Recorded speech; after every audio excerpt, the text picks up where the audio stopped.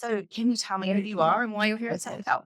Yeah, I am Claire Sandler Baker. I am co-founder and director of a company called Toothpick Company Limited is the name of our social enterprise here in Kenya. We're a biotechnology company focused on killing one specific weed. It's on 40 million farms across Sub-Saharan Africa. It's an invasive parasitic weed. It attacks the roots of maize, sorghum, millet, dryland rice, sugarcane. And if a farmer has it on her field, she'll lose 20 to 100% of her crop yield. So it's a huge pest threat, considered the number one pest threat to food security in Africa. And it causes $9 billion in damage off the table to farmers. Oh, wow. And how did you come across this weed? What did you do? Good. This is an interesting story. So my dad is a plant pathologist, and he was working on plant diseases and had this idea that he could flip the field of plant pathology. He's one of those kind of wild and crazy out there professors.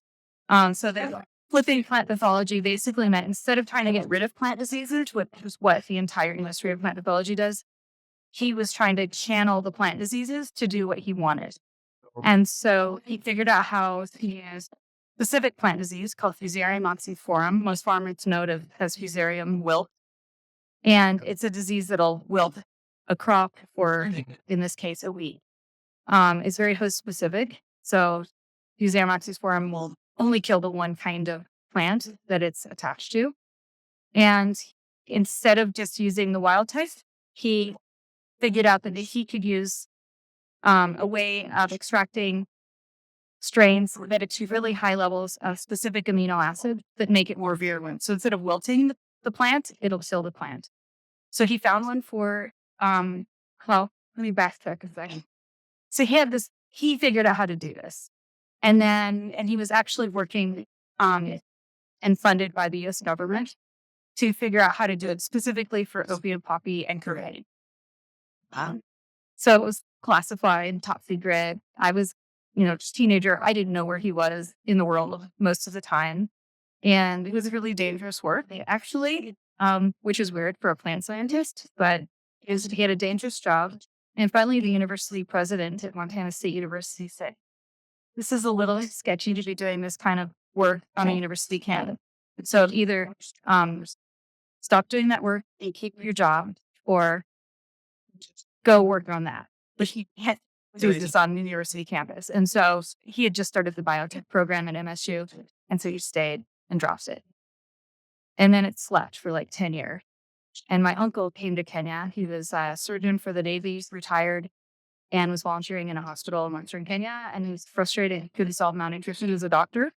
So he's working with a literacy program through his church there. And he said, hey, why are people hungry? What's going on? It's raining. It's green.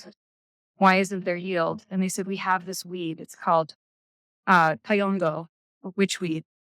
It's a curse. We've been cursed. And so he brought my dad right over, and they immediately started working with the Kenya Ag and Livestock Research Organization, KALRO, and immediately found fusariums on Strido, isolated the strains they needed. And that was in 2007. And then we just proved the concept. We grew Gates grams in 2013, 14, 15. And then that's when I got involved, because my dad's the big idea guy, but he's not the implementation person. And that's where my background is. So I just started stakeholder meetings, just figure out what this market looks like, let's figure out what kind of company we're going to do. Is it a nonprofit? Is it for profit? Who are our partners? And so we did that, founded that 28. Exciting. I mean, it's definitely been a long road for biological solutions, hasn't it? And I know you're saying we've been in this road for several years now. What's that something's changed? Like, it seems like biologicals are being used a lot more back in the US, but overall, we're seeing them more like out in the field. What's changed? Is it just the timeline? Is it approval processes? Or is it the technology innovations to discover those products? I can speak more clearly on bioherbicide. Yeah. And we're front runner. We're kind of one of the game-changing innovations. They're really, I can't even name another peripheralized biological herbicide that isn't, can't even name another biological herbicide, really. There are some in the books, but I don't know if they're successful. There's certainly been some that work for us. So why is that? Um, there's a scientist out of Weizmann Institute named Jonathan Gressel, and he's a pretty brilliant guy. He recently came out with a paper last year on 4 pillars to developing a successful biological herbicide. One of them is that it has to be host specific. You can't put a biological pathogen or insect, you can't put something out there that's going to go willy-nilly in the wild.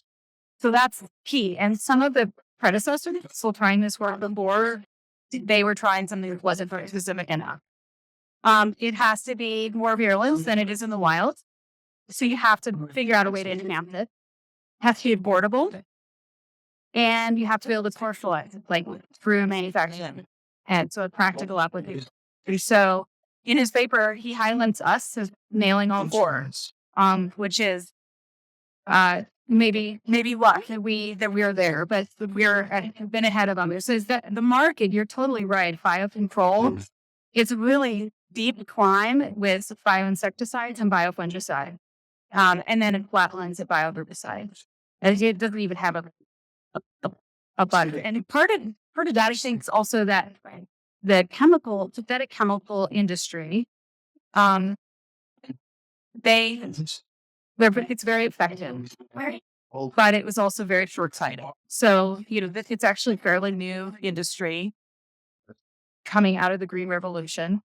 And then they did their first, instead of changing the application or the products, they added new products, which were the seeds that were resistant to the chemical. So that's how they built the industry, was perhaps doing this paired seed chemical combo. And they've been huge. I mean, obviously huge. There are only a handful of them. They keep buying each other. And what they didn't do was change the formulations, change the modes of action. There hasn't been a new chemical mode of action for 30 years. And what we're seeing now is in the U.S., not so much in Africa because chemicals haven't been used, but in the U.S., where we use chemicals all on everything, there's tremendous herbicide resistance. So when we started this project here, we could have started it in the U.S., but people weren't really thinking in 2007 about herbicide resistance. They weren't thinking about the $11 billion in lawsuits against Monsanto and glyphosate. They weren't thinking about greenhouse gas emissions. The conversations that started, but it hadn't really been pointing to that industry specifically. Yeah.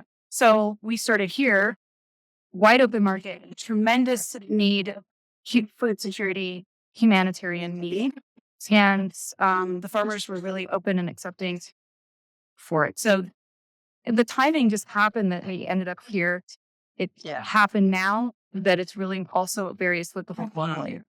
And I mean, we talk a lot about sort of different agricultural innovations here for Africa and talk about climate resilience, climate adaptation, so on.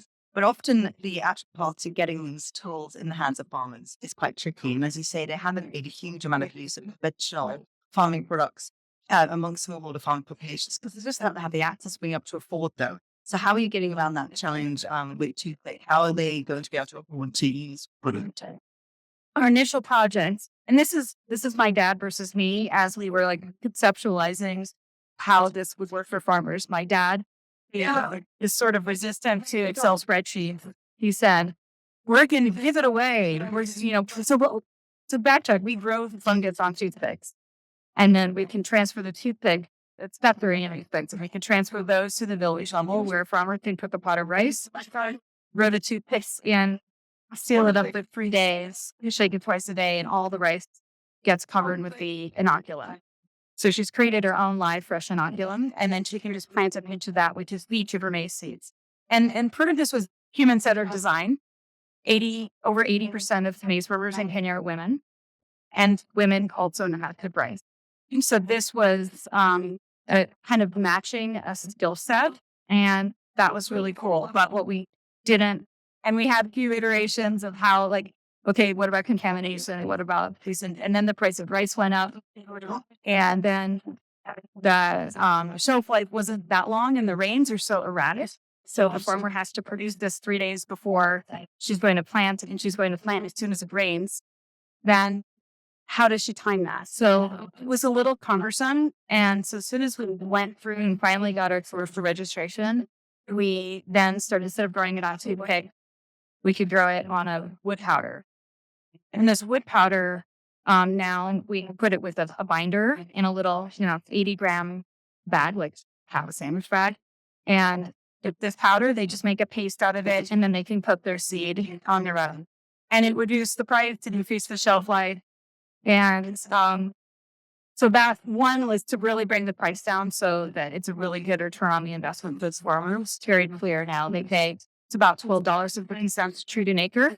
And if they'll, on average, they're seeing, 5 more bags per acre.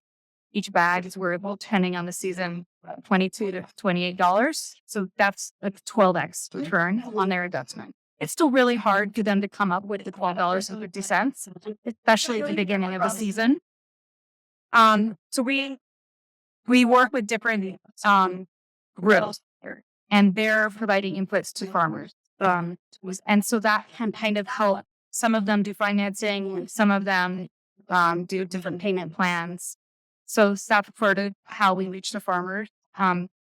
With the regulatory approval, surprisingly, the Kenya government accelerated it and gave it to us about 8 months earlier than we had expected, which is amazing. Yep. And we only had 6 weeks to manufacture all the spore powder and get it packaged and distributed to the farmers at the beginning of the season.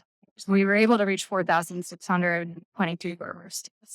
Yeah, so you put the paste, you make the paste, and then they coat their seeds, they drop their seeds and mix it together, and then sow your seed. They set it on a bag and let it dry for about 15 or 20 minutes in the shade, because it is heat sensitive. So we have, control of temperature in transportation and all of that. So it's very manageable.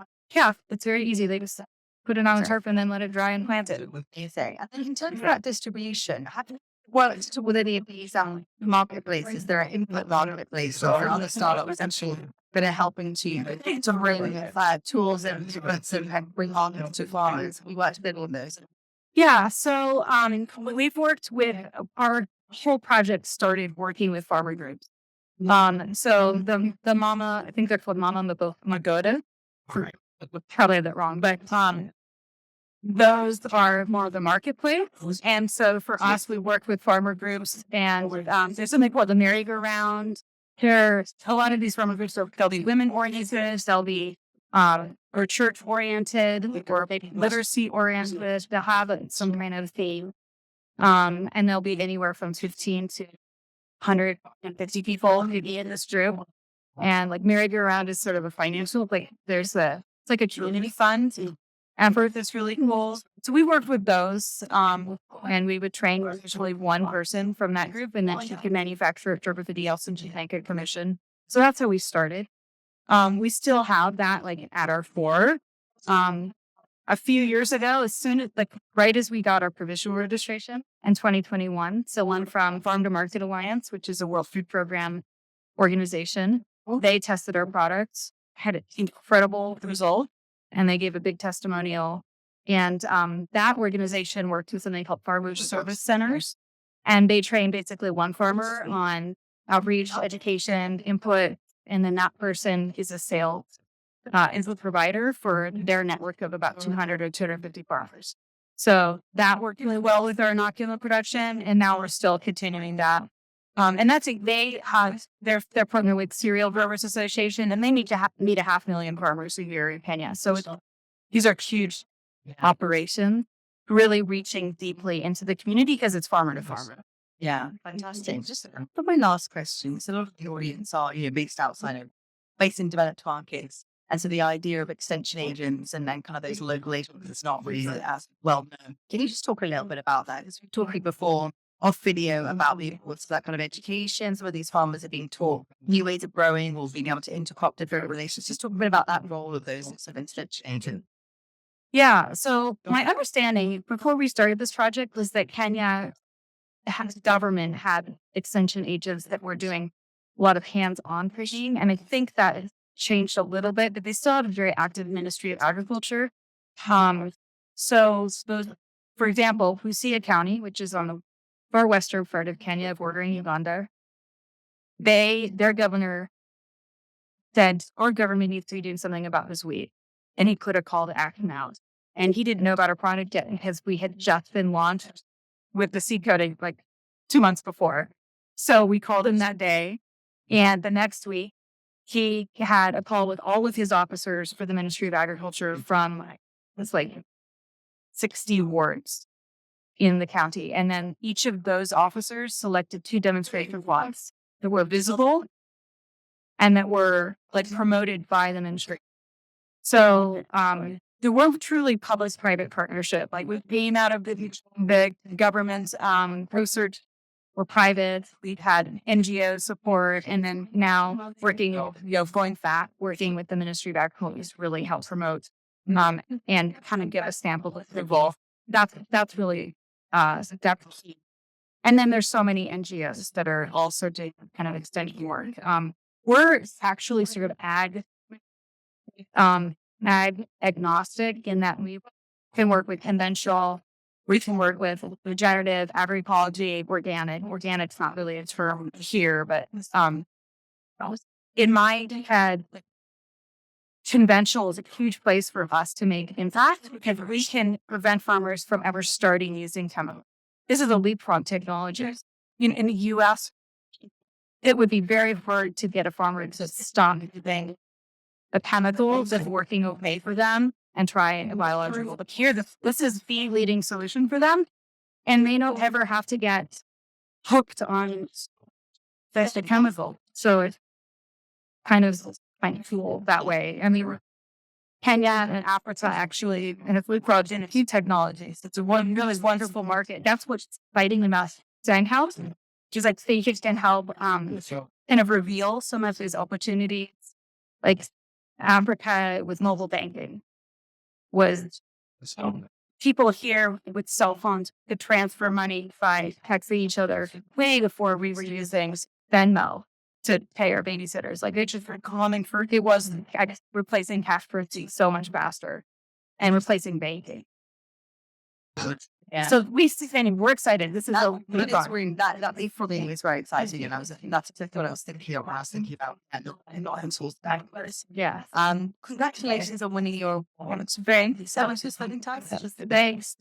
Appreciate it.